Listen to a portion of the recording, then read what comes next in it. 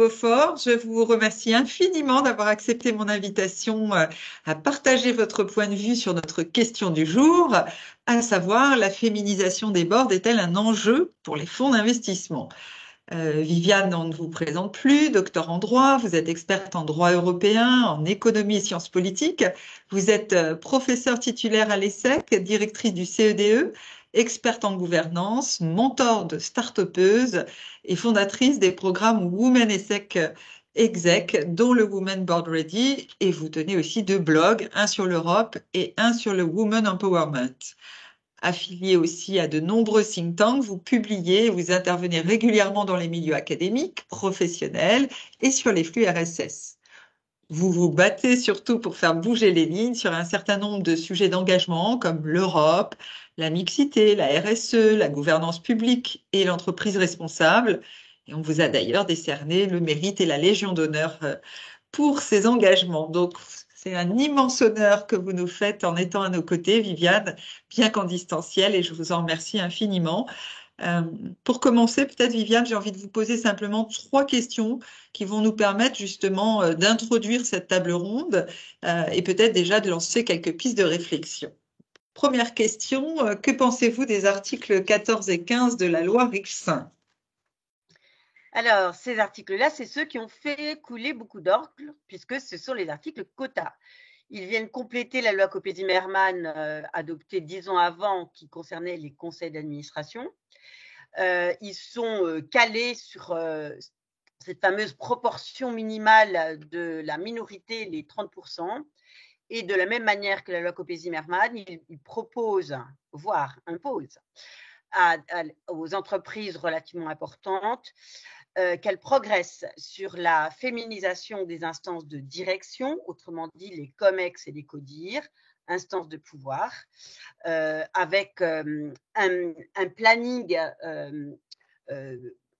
donc 2024, 2026, 2029, un peu équivalent à la démarche de la loi Zimmermann. Alors, je dois vous dire que j'étais contre. Et puis, parce que je trouvais ça beaucoup plus difficile à faire, puisqu'il s'agit là de faire monter des femmes du pipe et que ça suppose qu'elles aient un certain background, une certaine expérience. Et puis, en y réfléchissant, en discutant avec Elisabeth Moreno et Marie-Pierre Rixin, députée autrice de la loi, je me suis dit qu'il fallait utiliser le droit comme ouvre-boîte, c'est mon expression favorite, et que les entreprises s'adapteraient. Il fallait changer le regard, changer le système. Et c'est bien ce qui est passé, puisqu'on a depuis 2 jours les chiffres du baromètre Ethics and Boards et IFA, et que manifestement, les entreprises ont fait la course et qu'il y en a assez peu qui n'ont pas encore atteint les quotas, alors qu'on n'est pas encore dans les dates, puisqu'on est en 2024. Donc oui, OK pour les quotas comme ouvre-boîte provisoire pour renverser la table, je dirais. Voilà. Bon, très bien, merci Viviane. Peut-être deuxième question, les fonds d'investissement sont-ils le dernier bastion à conquérir sur cette question de la féminisation des boards? Autrement dit aussi, comment faire en sorte que les fonds d'investissement deviennent pour nous des alliés pour faire entrer les femmes dans les entités de direction, que ce soit au CODIR, au COMEX, au board? Et puis, voyez-vous une ou des difficultés à cela? Et si oui, laquelle ou lesquelles? Ça, c'est une question complexe, mais je vais essayer de ne pas la contourner. Oui, les fonds en finance, notamment les fonds de private equity, donc fonds privés, puisque précisément, ils ne sont pas soumis, n'étant pas cotés à des lois, ne peuvent réagir sur la mixité et l'égalité femmes-hommes, et notamment féminiser leur propre board, parce que c'est ça le sujet, que de manière volontaire. C'est tout l'intérêt de mouvements comme les fonds qui s'engagent sur les 30%. Donc c'est au Royaume-Uni que ça a commencé et c'est un mouvement qui se diffuse. Il y a maintenant un chapter en France.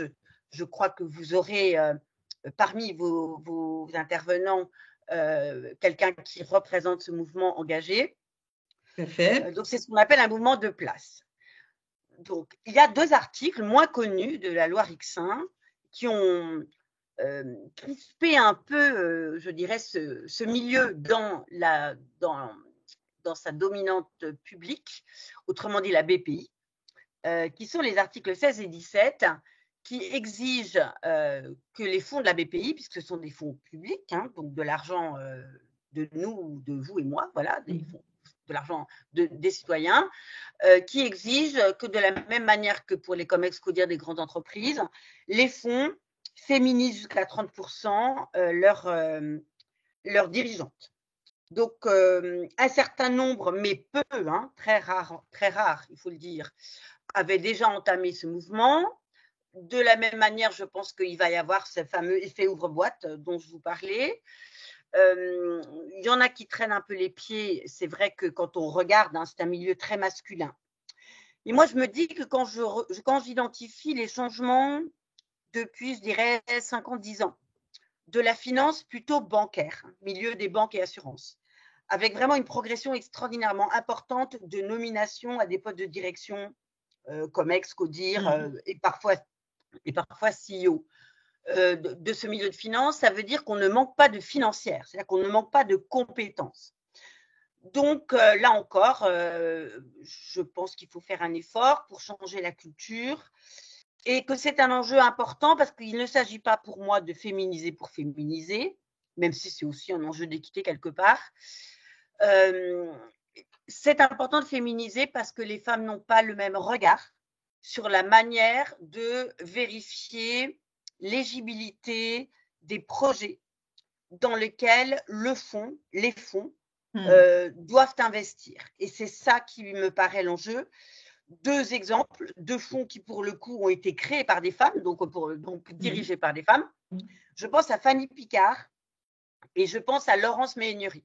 Et quand on regarde les projets depuis qu'elles ont créé ces fonds, elles étaient vraiment très pionnières, hein, on voit bien que les projets dans lesquels elles ont investi sont des projets particuliers avec des enjeux sociétaux, soit sur le climat, soit sur la mixité sociale. Et ça, c'est quelque chose qui m'interpelle beaucoup. Merci infiniment. Viviane, peut-être une dernière question si vous voulez bien, parce que votre expertise auprès des startups et notamment auprès des femmes à la tête de start-up m'intéresse, nous intéresse probablement. Donc, votre expertise et votre engagement auprès de ces start-up vous amènent à certains constats, j'imagine, et j'aimerais bien savoir lesquels. Alors, c'est vrai qu'en 2017, j'ai écrit un bouquin, mais qui n'était pas du tout technique. C'était mon premier bouquin un peu perso, avec des témoignages, pour la bonne raison que je voyais arriver sur les bancs de l'école, et puis j'avais ma fille, je dois dire, qui montait une start-up. Et donc je l'ai appelée Génération Start-upeuse parce que j'avais l'impression qu'elles réagissaient différemment de nous, et tant mieux, qu'elles avaient un rapport à l'argent beaucoup plus décomplexé et qu'elles allaient aller à la conquête du monde. Mais j'avais aussi identifié que tous les projets étaient des projets qui avaient du sens. On appelle ça maintenant des projets à impact, hein, parce que voilà, depuis 2017, c'est quelque chose qui est devenu plus documenté, on va dire. On mesure l'impact social, l'impact écologique, en gros l'utilité du projet et pas seulement la capacité business. Et j'ai découvert, n'étant pas financière, que la plupart de ces projets, même quand ils avaient vraiment un avenir, qu'elles étaient sur un marché intéressant, que l'équipe était hyper professionnelle et qu'elles avaient les épaules solides, on va dire, avaient des difficultés particulières, je dis bien particulières ou spécifiques, à lever des fonds. Autrement dit, c'est un petit peu comme si les fonds et les startups n'arrivaient pas à se parler. Il y avait un problème de décodage.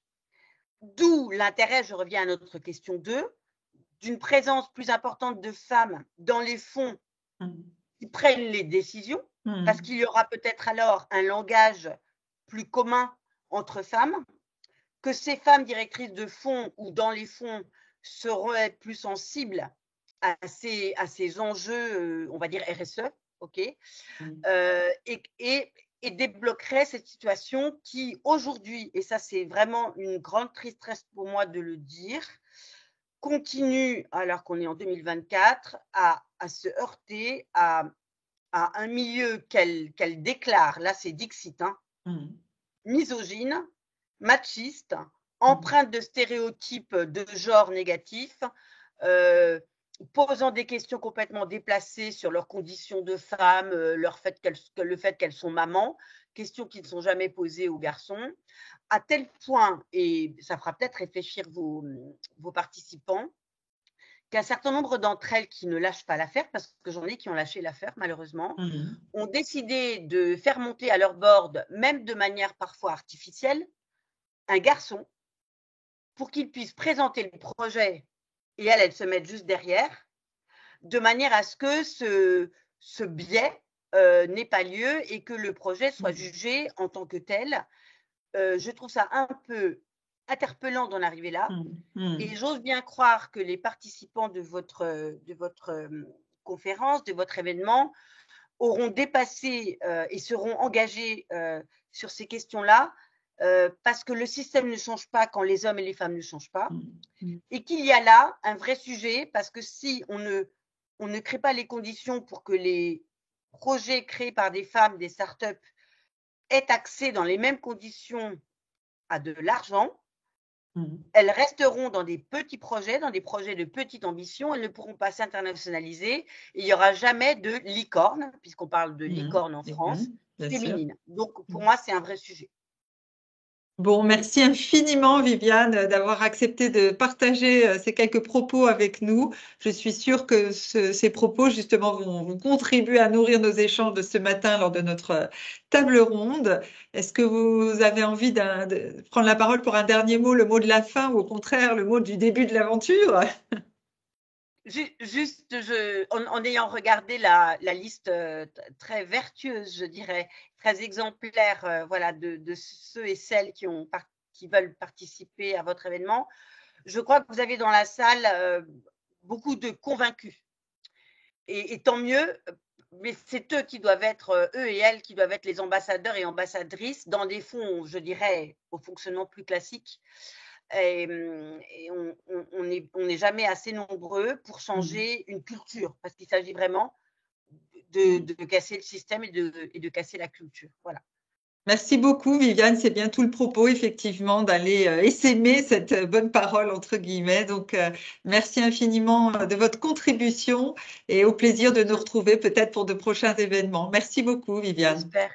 Au revoir. Merci infiniment à vous.